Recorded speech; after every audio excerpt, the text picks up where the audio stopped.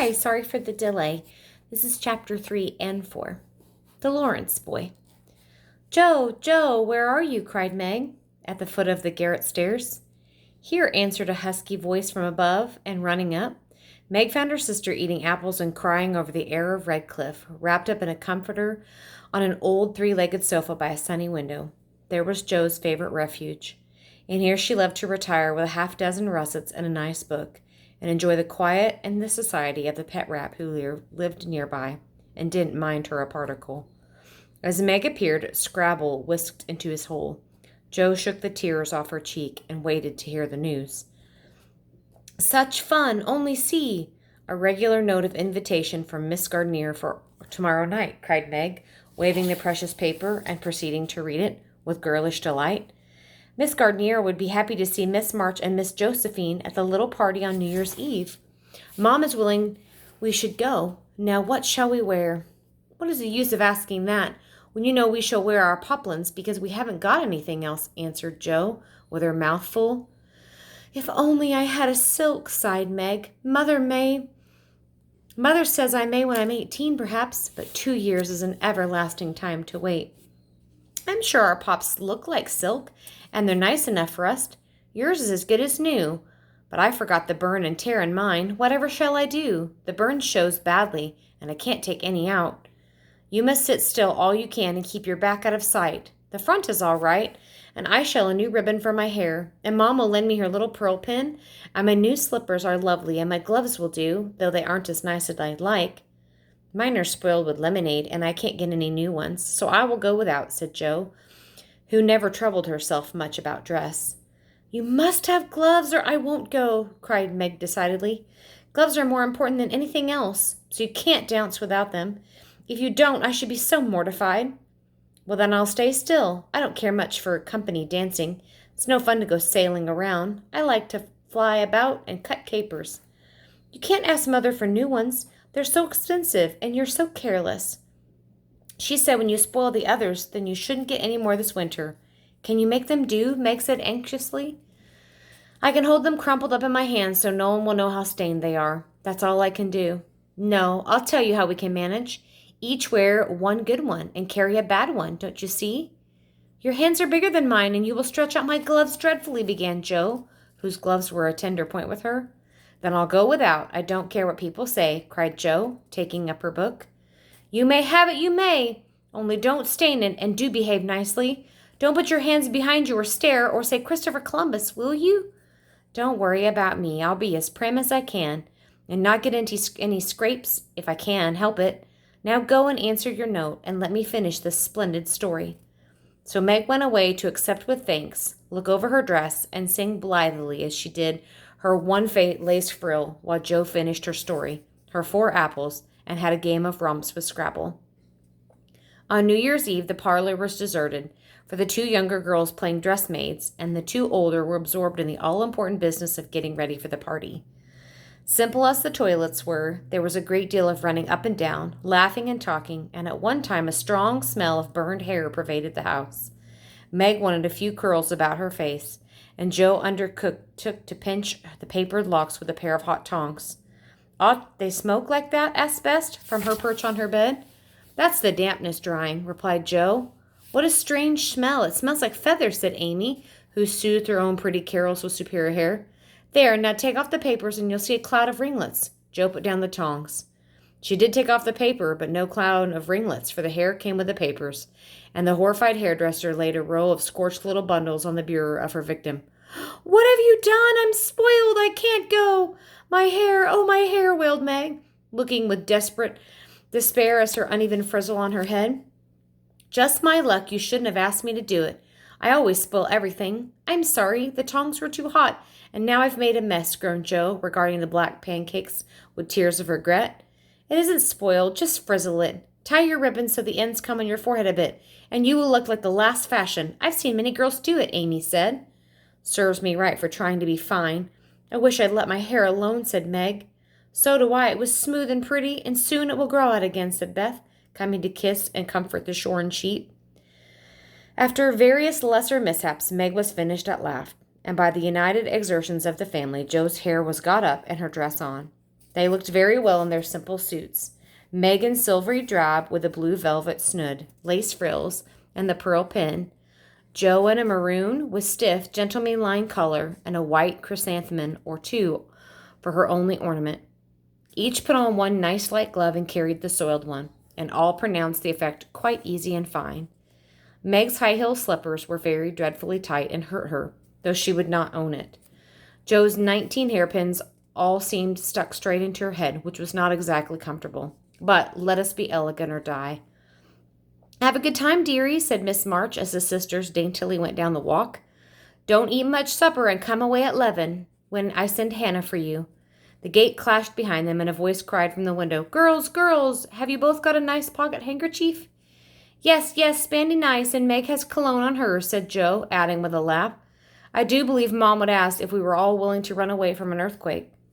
It is one of her aristocratic tastes and quite proper for a real lady to always be known by neat boots, gloves, and a handkerchief, said Meg, who had a good many aristocratic tastes of her own. Now don't forget to keep the bad breath out of sight, said Jo. Is my sash right? Does my hair look very bad? She turned from the glass in Miss Gardner's dressing room after a prolonged pink. I know I shall forget. If you do see me doing anything wrong, just remind me by a wink, will you? Returned Jo, giving her collar a twitch. No, winking isn't ladylike. I'll lift my eyebrows if anything's wrong, and nod if you're all right. Now hold your shoulders straight and take short steps, and don't shake hands if you aren't introduced to anyone. It isn't the thing. How do you learn all the proper ways? I never can. Isn't that music festive? Down they went, feeling trifle timid, for seldom they went to parties, and informal as this little gathering was, it was an event to them. Miss Gardner, a stately old lady, greeted them kindly and handed them over to the eldest of her 6 daughters. Meg knew Sally and was at ease very soon, but Jo, who didn't care much for girls or gossip, stood about, with her back carefully against a wall, and felt as much out of place as a colt in a flower garden. Half a dozen jovial lads were talking about skates in other parts of the room, and she longed to go join them, for skating was one of the joys of her life. She telegraphed her wish to Meg, but eyebrows went up so alarmingly that she dared not stir. No one came to talk to her, and one by one the group near her dwindled away until she was left alone. She could not roam about and amuse herself, for the burned breath would show, so she stared at people rather forlornly till the dancing began. Meg asked at once, and the tight slippers tripped about so briskly that no one would have guessed the pain of the wearer. Jo saw a big red-headed youth approaching her corner, and fearing he meant to engage her, she slipped into a curtained recess, intending to peep and enjoy herself in peace. Unfortunately, another bashful person had chosen the same refuge, for as the curtain fell behind her, she found herself face to face with the Lawrence boy. Dear me, I didn't know anyone was here, stammered Jo, preparing to back out as speedily as she had bounced in. But the boy laughed and said, as though he looked a little startled, Don't mind me. Stay if you like. Should I disturb you? Not a bit. I only came here because I don't know many people, and I felt rather strange at first, you know. So did I. Don't go away, please, unless you'd rather. The boy sat down again and looked at his pumps, till Jo said, trying to be polite and easy, I think I've had the pleasure of seeing you before. You live near us, don't you? Next door. And he looked up and laughed outright, for Jo's prim manner was rather funny, and he remembered how they had chatted about a cricket when he brought the cat home. That put Jo to ease. She laughed, too. We did have such a good time over your nice Christmas present. Grandpa sent it. But you put it in his head, didn't you now? How is your cat, Miss March? Asked the boy, trying to look sober, while his black eyes shone with fun. Nicely, thank you, Mr. Lawrence. But I am not Miss March, just Jo. And I'm not Mr. Lawrence, just Laurie. Laurie Lawrence, what an odd name. My first name is Theodore, and I don't like it. The fellows call me Dora, so I made them say Laurie instead. I hate my name, too, so sentimental. I wish everyone would say Jo instead of Josephine. How did you make them stop calling you Dora? I thrashed them. Well, I can't thrash Aunt March, so I suppose I shall have to bear it, she said, resigning herself with a sigh. Don't you like to dance, Miss Jo? Asked Laurie, looking as though the name suited her. I like it well enough if there's plenty of room, and everyone is lively. In a place like this, I'm sure to upset something, tread on people's toes, or do something dreadful, so I keep out of mischief and let Meg sail about. Don't you dance? Sometimes. You see, I've been abroad a good many years, and I haven't been in company enough yet to know how to do things here. Abroad? Oh, tell me about it, cried Joe. I love dearly to hear people describe their travels.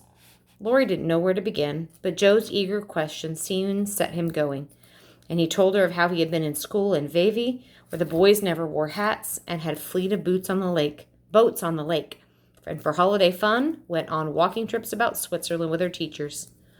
Don't I wish I'd been there, cried Joe. Did you go to Paris? We spent last winter there. Can you talk in French? We were not allowed to speak anything else at Vevey. Do say some. I can read it, but I can't pronounce it. Quel nom, I don't know how to read this, so I'm just... Quel nom est une demoiselle les pantoufles jolies, said Laurie good-naturedly. How nicely you do it. Let me see, you said, who is the young lady in the pretty slippers, didn't you? Oui, mademoiselle. It's my sister Margaret, and you knew it was. Do you think she's pretty? Yes, she makes me think of the German girls. She looks fresh and quiet and dances like a lady. Joe quite glowed with pleasure at his boyish praise of her sister, and stored it up to repeat it to Meg. Both peeped and criticized and chatted until they felt like old acquaintances. Laurie's bashfulness soon wore off, for Joe's gentlemanly demeanor amused him, and set him at ease. And Joe was her merry self again, because her dress was forgotten, and nobody lifted their eyebrows at her. She liked the Lawrence boy better than ever, and took several good looks at him, so she might describe him to the girls, for they had no brothers, very few male cousins, and the boys were almost unknown creatures to them. Curly black hair, brown skin, big black eyes, handsome nose, fine teeth, small hands and feet, taller than I am, very polite for a boy, and altogether jolly. I wonder how old he is. It was on the tip of Joe's tongue to ask, but when she checked herself in time, with unusual tact, and tried to find out in a roundabout way, I suppose you're going to college soon. I see you pegging away at your books. Studying hard, she said. Pegging. Joe blushed at the dreadful pegging which had escaped her. Laurie smiled, but didn't seem shocked, and answered with a shrug. Not for 2 or 3 years yet. I won't go before 17 anyways. Aren't you but 15, Joe said, looking at the tall lad, whom she'd imagined 17 already. 16 next month. How I wish I was going to college. You don't look as if you liked it. I hate it. Nothing but grinding and scarlarking, and I don't like the way the fellows do it either in this country. What do you like? To live in Italy and enjoy myself in my own way. Joe wanted very much to ask what his own way was, but his black brows looked rather threatening as he knit them. So she changed the subject by saying, as her foot kept time, That's a splendid polka. Why don't you go and try it? If you'll come too, he answered with a funny little French bow. I can't. I told Meg I wouldn't because... Then Joe stopped. She looked undecided whether to tell or to laugh. Because of what? Said Laurie. You won't tell? Never. Well, I have a bad trick of standing before the fire to burn my frocks, and I scorched this one. Though it's nicely mended, it shows. So Meg told me to keep still so no one would see it. You may laugh if you want to. It is funny, I know. But Laurie didn't laugh. He only looked down a minute, and the expression of his face puzzled Joe when he said, Never mind that. I'll tell you how we can manage. There's a long hall out there, and we can dance grandly, and no one will see us. Please come. Joe thanked him and gladly went, wishing she had 2 neat gloves, for when she saw the nice pearl-colored ones her partner wore. The hall was empty, and they had a grand polka, for Laurie danced well, and taught her the German step, which delighted Joe, being full of swing and spring. When the music stopped, they sat on the stairs to catch their breath. Laurie was in the midst of an account of Students' Festival of Heidelberg when Meg appeared in search of her sister. She beckoned, and Joe reluctantly followed her to a side room, where she found her on a sofa holding her foot and looking pale. I sprained my ankle. That stupid high heel turned and gave me a horrible wrench. It aches so badly I can hardly stand it, and I don't know how I'm ever going to get home, she said, rocking to and fro in pain. I knew you'd hurt your feet with those silly shoes. I'm sorry. I don't see what you can do except get a carriage or stay here all night, answered Joe, rubbing the poor ankle as she spoke. I can't have a carriage without costing ever so much. I dare say I can't get one at all, for most people come in their own, and it's a long way to the stable and no one to send. I'll go. No, indeed. It's past 10 and as dark as Egypt. I can't stop here, for the house is full. Sally has some girls staying with her. I'll rest till Hannah comes and do as best as I can. I'll ask Laurie. He'll go, said Joe, looking relieved as the idea occurred to her. Mercy, no. Don't ask or tell anyone. Give me my rubbers and put these slippers with our things. I can't dance any more. But as soon as supper is over, watch for Hannah and tell me the minute she comes. They're going out to supper now. I'll stay with you. I'd rather. No, dear, run along and bring me some coffee. I'm so tired I can't stir. So Meg reclined, with rubbers well hidden, and Jo went blundering away to the dining room, which she found after going into a china closet and opening the door of her room, where old Mr. Gardner was taking a private refreshment. Making a dart at the table, she secured the coffee, which she immediately spilled, making the front of her dress as bad as the back. Oh, dear, what a blunderbuss I am, exclaimed Glo, finishing Meg's glove by scrubbing her gown with it. Can I help you? Said a friendly voice, and there was Laurie, with a full cup in one hand and a plate of ice in the other. I was trying to get something for Meg, who is very tired, and someone shook me, and here I am, in a nice state, answered Jo, glancing dismally from the stained skirt to the coffee-colored glove. Too bad. I was looking for someone to give this to you. May I take it to your sister? Oh, thank you. I'll show you where she is. I don't offer to take it myself, only I should get into another scrape if I did. Jo led the way, and as if used to waiting on ladies, Laurie drew up the little table, brought a second installment of coffee and ice for Jo, who was so obliging that even particular Meg announced him a nice boy. They had a merry time over bonbons and mottos, and were in the midst of a quiet game of buzz with 2 or 3 other young people who had strayed in, when Hannah appeared. Meg forgot her foot and rose so quickly that she was forced to catch a hold of Jo with an exclamation of pain. Shh, don't say anything, she whispered, adding aloud, It's nothing. I turned my foot a little, that's all. And she limped upstairs to put her things on. Hannah scolded, Meg cried, and Jo was at her wit's end, until she decided to take things into her own hand. Slipping out, she ran down and, finding a servant, asked if he could get her a carriage. It happened to be a hired waiter who knew nothing about the neighborhood. And Jo was looking around for help when Laurie, who had heard, offered his grandfather's carriage, which had just come for him. It's so early. You can't mean to go yet, began Jo, looking relieved, but hesitating to accept the offer. I always go early. I do, truly. Please let me take you home. It's on my way, you know, and it rains, they say. That settled it, and telling him of Meg's mishap, Jo gratefully accepted and rushed up to bring down the rest of the party. Hannah hated rain as much as a cat does, so she made no trouble, and they rolled away in the luxurious close carriage, feeling very festive and elegant. Laurie went on the box so Meg could keep her foot up, and the girls talked over their party in freedom. I had a capital time, did you? Asked Jo, rumpling her hair and making herself look comfortable. Yes, till I hurt myself. Sally's friend, Annie Moffat, took a fancy to me, and she asked me to come and spend a week with her when Sally does. She's going in the spring, and when the opera comes, it'll be perfectly splendid. If Mother lets me go, answered Meg, cheering up at the thought. I saw you with a red-headed man I ran away from. Was he nice? Oh, very. His hair is auburn, not red, and he's very polite. He has a delicious redouble with him. He looked like a grasshopper in a fit when he was near the new stump. Laurie and I couldn't help laughing. Did you hear us? No, but that's very rude. What were you about all the time, hidden away there? Jo told her the adventures, and by the time she had finished, they were home. With many thanks, they said good night and crept in, hoping to disturb no one. But the instant their door creaked, 2 little nightcaps bobbed up, and 2 sleepy, eager voices cried out, Tell us about the party! Tell us about the party! With what Meg called a great want of manners, Jo had saved some of the bonbons for the girls, and they soon subsided, after hearing the most thrilling events of the evening.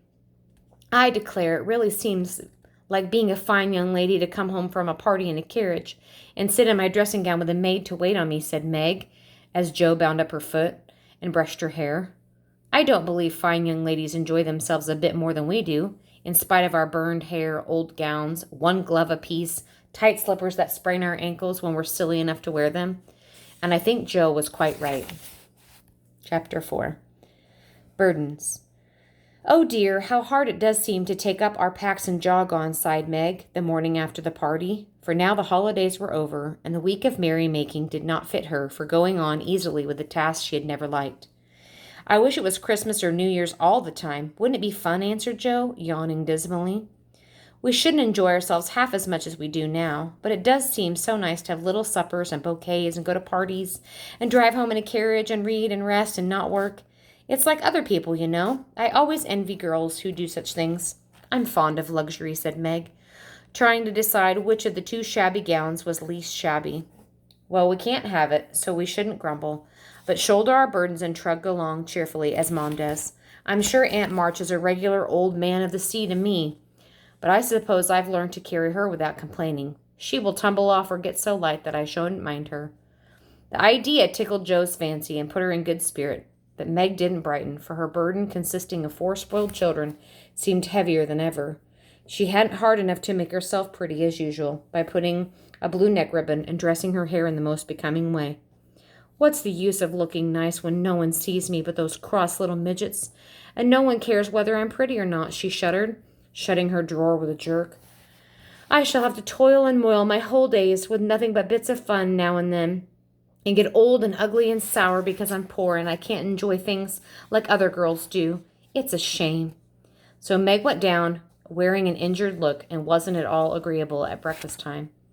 Everyone seemed rather out of sorts and inclined to croak. Beth had a headache and was laying on the sofa, trying to comfort herself with a cat and 3 kittens. Amy was fretting because her lessons were not learned and she couldn't find her rubbers. Joe would whistle and make a great racket getting ready. Miss March was very busy trying to finish a letter which must go at once, and Hannah had the grumps, for being up late did not suit her. There never was such a cross family, cried Joe, losing her temper when she had an upset, broken both boots lacing, and sat upon her hat. You're the crossest person in it, returned Amy, washing out the sum that all was wrong with tears that had fallen on her slate. Beth, if you don't keep these horrid cats downstairs, I'll have them drowned, said Meg angrily as she tried to get rid of the kitten, which had scrambled up her back and stuck like a bird just out of reach. Joe laughed, Meg scolded, Beth implored, and Amy wailed because she couldn't remember how much 9 times 12 was. Girls, girls, girls, do be quiet 1 minute. I must get this off early in the mail, and you drive me distracted with your worry, Miss March said, crossing out the 3rd spoiled sentence in her letter. There was a momentary lull, broken by Hannah, who bounced in, laid 2 hot turnovers on the table, and bounced out again. These turnovers were an institution, and the girls called them muffs, for they had no other, and found hot pies very comforting on their hands on a cold morning. Hannah never forgot to make them, no matter how busy or grumpy she might be, for the walk was long and bleak, and poor things got no other lunch, and were seldom home before 3. Cuddle your cats and get over your headache, Bethy. Goodbye, Mom. We're a set of rascals this morning, but we'll be home as regular angels. Now then, Meg, said Joe, and they trampled away, feeling that pilgrims were not setting out as they ought to. They always looked back before turning the cover, for their mother was always at the window to nod and smile and wave her hand at them. Somehow it seemed as if they couldn't have forgotten through the day without that. Whatever their mood might be, the last glimpse of that motherly face was sure to affect them like sunshine. If Mom shook her fist instead of kissing her hand to us, it would serve us right, for more ungrateful wretches than we were never seen, said Joe, taking a remorseful satisfaction in the snowy walk and bitter wind.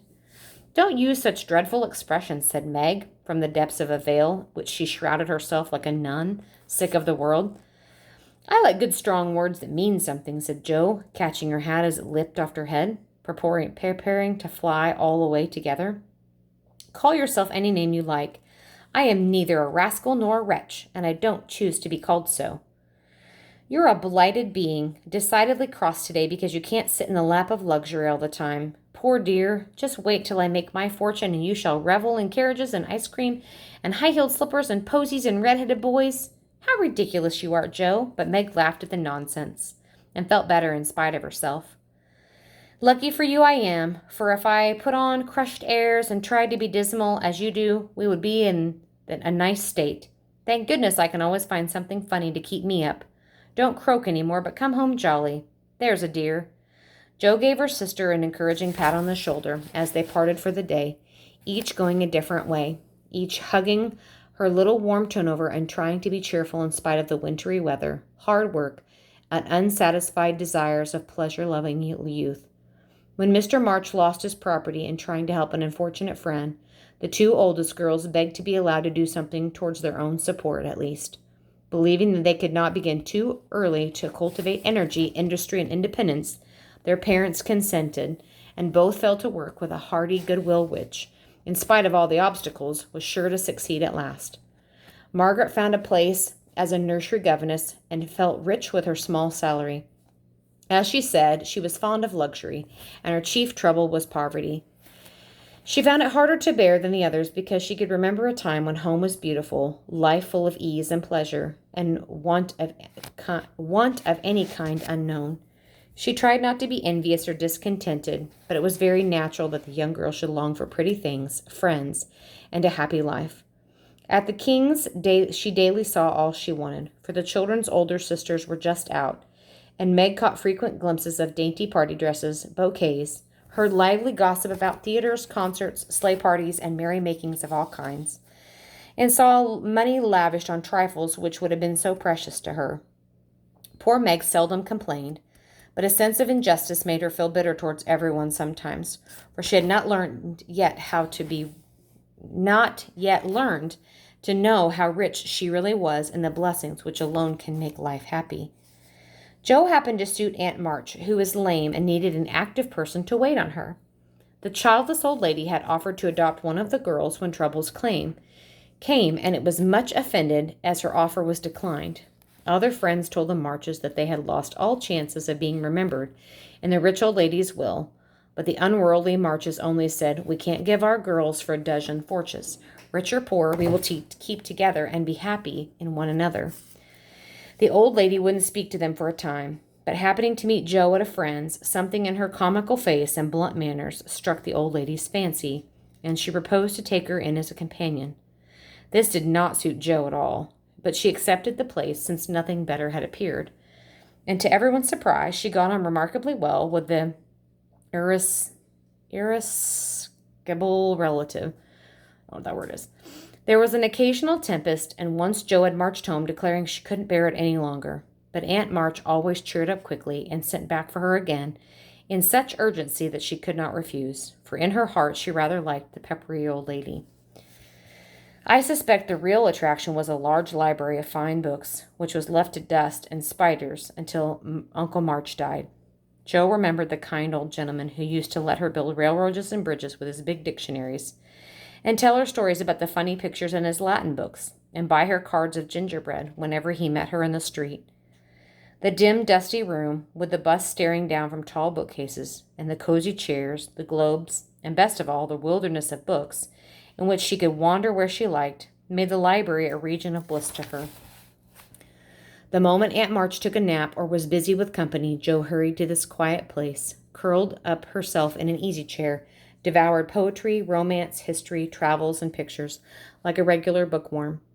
But like all happiness, it did not last long, for as sure as she had just reached the heart of a story, the sweetest verse of a song, or the most perilous adventure of her traveler, a shrill voice called, "Josephine! Josephine!" and she had to leave her paradise to wind yarn, wash the poodle, or read Belsham's essays by the hour. Jo's ambition was to do something very splendid.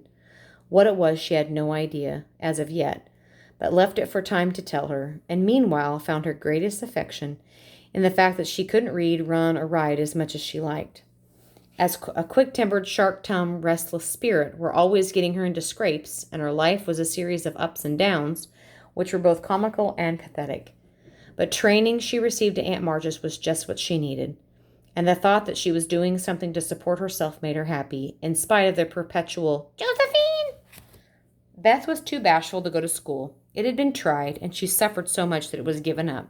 She did her lessons at home with her father. Even when he went away, her mother was called to devote her skill and energy to the Soldiers' Aid Society. Beth went faithfully on by herself and did as best as she could. She was a housewifely little creature and helped Hannah keep the home neat and comfortable for the workers, never thinking of any reward but to be loved. Long, quiet days she spent, lonely or idle, for her little world was peopled with imaginary friends, and she was by nature a busy bee. There were 6 dolls to be taken up and dressed every morning, for Beth was a child still, and she loved her pets as well as ever. Not one or whole handsome thing among them. They were all outcasts until Beth took them in, for when her sister outgrew these idols, they passed them to her, because Amy would have nothing to do with old or ugly. Beth cherished them all the more tenderly for that very reason, and set up a hospital for infirm dolls. No pins were ever stuck into their cotton vitals, no harsh words were given to them. No neglect ever saddened the heart of the most repulsive. They were all fed, clothed, nursed, caressed, with affection that never failed. One forlorn fragment of Dallantee had belonged to Jo, and having led a tempestuous life, was left to wreckage in the rag bag, from which a dreary poorhouse it was rescued by Beth and taken to her refuge. Having no top to its head, she tied on a neat little cap, as both arms and legs were gone. She hid these deficiencies by folding it in a blanket and devoting its best bed to a chronic invalid. If anyone had known the care lavished on that doll, I think they might have been touched in their hearts, even while they laughed. She brought it bits of bouquets, read to it, took it out to breathe air, hid it under her coat, sang it lullabies, and never went to bed without kissing its dirty face and whispering tenderly, "I hope you have a good night, my poor dear." Beth had her troubles as well as the others, and not being an angel, was a very human little girl, and often wept a little weep, as Jo said, because she couldn't take music lessons or have a fine piano. She loved music so dearly. She tried hard to learn and practiced away so patiently at the jingling old instrument that it did seem as if someone, not to Aunt March, ought to help her. But nobody did. However, nobody saw Beth wipe the tears off with the yellow keys that wouldn't keep in tune when she was all alone. She sang like a little lark about her work, never too tired to play for Mom and the girls, and day after day said hopefully to herself, "I know I'll get my music sometime if I'm good." There are many Beths in the world, shy and quiet, sitting in corners till needed, and living for others so cheerfully that no one sees the sacrifices till the little cricket on the hearth stops chirping, and the sweet sunshiny presence vanishes, leaving silence and shadow behind. If anybody had asked Amy what the greatest trial of her life was, she would have answered, "My nose." When she was a baby, Jo had accidentally dropped her onto the coal hod, and Amy insisted the fall had ruined her nose forever. It was not big nor red, like poor Petra's, but it was flat, and all the pinching in the world could not give it an aristocratic point. But no one minded it but herself, and it was doing its best to grow. Amy felt deeply the want of a Grecian nose, and drew the whole sheets of handsome ones to console herself. Little Raphael, as her sister called her, had a decided talent for drawing, and was never so happy as when copying flowers, designing fairies, or illustrating stories with funny specimens of art. Her teachers complained that instead of doing her sums, she covered her slates with animals, and blank pages of her atlas were used to copy maps. Caricatures of the most ludicrous description came fluttering on all her books at an unlucky moment. She got through her lessons as well as she could, and managed to escape reprimands by being a model of deportment. She was a great favorite with her mates, good-tempered and possessing happy arts of pleasing without effort. Her little airs and graces were much admired. So were her accomplishments, for besides her drawing, she could play 12 tunes, crochet, and read French without mispronouncing more than 2/3 of the words. She had a plaintive way of saying, "When Papa was rich, we did so-and-so," which was very touching, and her long words were considered perfectly elegant by the girls. Amy was in a fair way to be spoiled, for everyone petted her. Her small vanities and selfishness were growing nicely. One thing, however, rather quenched by the vanities, she had to wear her cousin's clothes. Now Florence's mamma hadn't a particular of taste, and Amy suffered deeply at having to wear red instead of a blue bonnet, unbecoming gowns, and fussy aprons that did not fit. Everything was good, well made, and a little worn, but Amy's artistic eyes were much afflicted, especially this winter when her school dress was a dull purple with yellow dots and no trimming. "My only comfort," she said to Meg with tears in her eyes, "is that Mother doesn't make any tucks in my dresses whenever I'm naughty, as Maria Park's mother does. My dear, it's really dreadful. Sometimes it's so bad her frock is up to her knees and she can't come to school. When I think of this degradation, I feel I can't bear my flat nose and purple gown with yellow skyrockets on it." Meg was Amy's confidant and monitor, and by some strange attraction of opposites, Jo was gentle Beth's. To Jo alone did the shy child tell her thoughts, and over her big harum-scarum sister, Beth unconsciously exercised more influence than anyone in the family. The two older girls were a great deal to one another, but each took one of the younger into her keeping, and watched over her in her own way.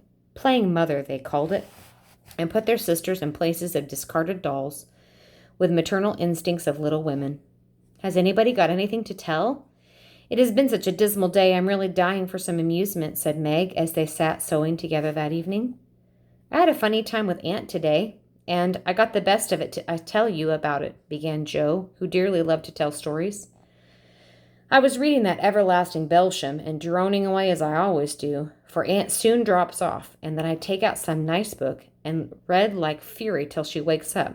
I actually made myself sleepy, and before she began to nod, I gave such a gape that she asked me what I meant by opening my mouth not wide enough to take the whole book in at once. I wish I could and be done with it, I said, trying not to be saucy. Then she gave me a long lecture of my sins and told me to sit and think on them while she just lost herself for a moment. She never finds herself very soon, for the minute her cat began to bob like a top-heavy dahlia, I whipped out the Vicar of Wakefield out of my pocket and read away, with one eye on him and one eye on Aunt. I just got to where they had all tumbled in the water when I forgot and laughed out loud. Aunt woke up and, being more good-natured after her nap, told me to read a bit and show what frivolous work I preferred to do, worthy of instructive Belsham. I did my very best, and she liked it, though she only said, "I don't understand what it's all about. Go back and begin it, child." Back I went, and made Primroses as interesting as ever. Once I was wicked enough to stop a thrilling place and say, "I'm afraid it tires you, ma'am. Shan't I stop now?" She caught up in her knitting, which she had dropped out of her hands, gave me a sharp look through her spectacles, and said in her short way, "Finish the chapter, and don't be impertinent, miss." "Did she own she like it?" asked Meg.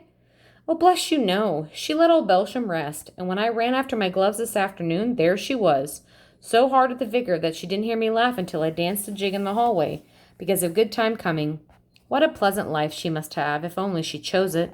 I don't envy her much, in spite of all her money, for after all, rich people do have as many worries as poor ones, I think," added Joe.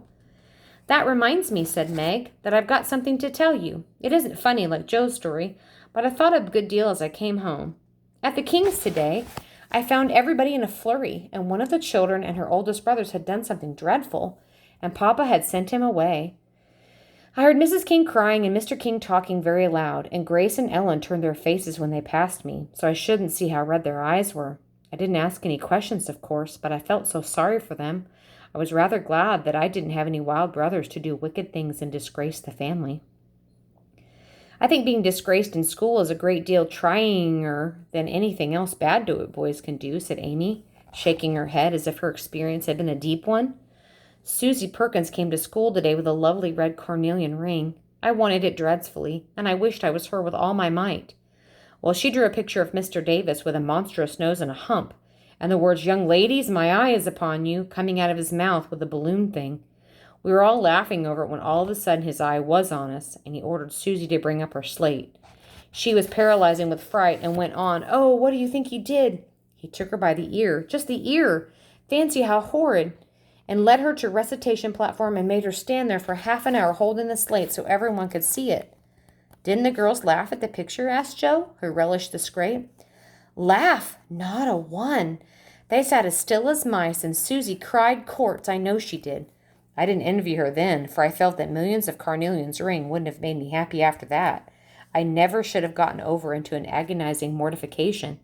And Amy went on with her work in the proud conscience of virtue, and the successfulness of utterance of 2 long words in one breath. "I saw something I liked this morning, and I meant to tell it at dinner, but I forgot," said Beth, putting Joe's topsy-turvy basket in order as she talked. "When I went to get some oysters for Hannah, Mr. Lawrence was in the fish shop, but he didn't see me, for I kept behind the barrel, and he was busy with Mr. Cutter, the fishman. A poor woman came in with a pail and a mop, and asked Mr. Cutter if he could let her do some scrubbing for a little bit of fish, because she didn't have any dinner for her children, and had been disappointed of a day's work. Mr. Cutter was in a hurry and said no rather crossly, so she was going away looking hungry and sorry, when Mr. Lawrence hooked up a big fish with a crooked end of his cane, held it out to her. She was so glad and surprised she took it right in her arms and thanked him over and over. He told her to go along and cook it, and she hurried off so happy. Wasn't it good of him? Oh, she did look so funny, hugging a big slippery fish and hoping Mr. Lawrence's bed in heaven would be easy." They all laughed at Beth's story. They asked their mother for one, and after a moment's thought, she said soberly, "As I sat out cutting blue flannel jackets today at the rooms, I felt very anxious about Father, and thought of how lonely and helpless we should be if anything happened to him. It was not a wise thing to do, but I kept on worrying till an old man came in with an order for some clothes. He sat down near me, and I began to talk to him, for he looked poor and tired and anxious. 'Have you any sons in the army?' I asked, for the note he brought me was not to me. Yes, ma'am, I had 4, but 2 were killed. One is a prisoner, and I am going to the other, who is very sick in a Washington hospital, he answered. You have done a great deal for your country, sir. I felt feeling respected now instead of pity. Not a mite more than I ought to, man. I'd go myself if I was any use. But I ain't. I give my boys, and I give 'em for free. He spoke so cheerfully, and he looked so sincere, and seemed so glad to give his all, that I was ashamed of myself. I had given 1 man and thought it too much, and he had given 4 without grudging them. I had all my girls to comfort me at home, and his last son was waiting miles away to say goodbye to him, perhaps. And I felt so rich and happy, thinking of my blessings, that I made him a nice bundle, gave him some money, and thanked him heartily for the lesson he had taught me. Tell another story, Mother, one with a moral to it like this. I like to think about them afterwards. If they are real and not too preachy, said Joe after a minute of silence. Miss March smiled and began at once, for she had told stories of this little audience for many years and knew how to please them. Once upon a time there were 4 girls who had enough to eat and drink and wear, a good many comforts and pleasures, kind friends and parents who loved them dearly, and yet they were not contented. Here the listeners stole sly glances at one another and began to sew diligently. These girls were anxious to be good and made many excellent resolutions, but somehow they did not keep them very well, and they were constantly saying, if we only had this, and if we only could do that, quite forgetting how much they already had, and how many pleasant things they actually could do. So they asked an old woman what spell they could use to make them happy, and she said, when you feel discontented, think over your blessings and be grateful. Here Joe looked up quickly as if about to speak, but changed her mind, seeing the story was not done yet. Being sensible girls, they decided to try her advice, and were soon surprised to see how well off they were. One discovered that money could not keep shame and sorrow out of rich people's houses. Another that, though she was poor, was a great deal happier with her youth, health, and good spirits than a feeble old lady who couldn't enjoy her comforts. A third that disagreeable it was to get dinner, it was harder still to have to go begging for it. And the fourth, that even carnelian rings were not as valuable as good behavior. So they agreed to stop complaining, enjoy the blessings they already possessed, and try to deserve them, lest they should be taken away entirely. And I believe they were never disappointed or sorry that they took the old woman's advice. Now, Mom, that is very cunning of you to turn our own stories against us and give us a sermon instead of a romance, said Meg.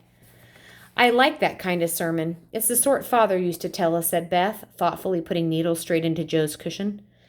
I don't complain near as much as the others do, and I shall be more careful ever now more than ever, for I have warning from Susie's downfall, said Amy. We needed that lesson, and we won't forget it. If we do, so you just told us, old Chloe did and Uncle Tom. Tink gob your mercies, chillun.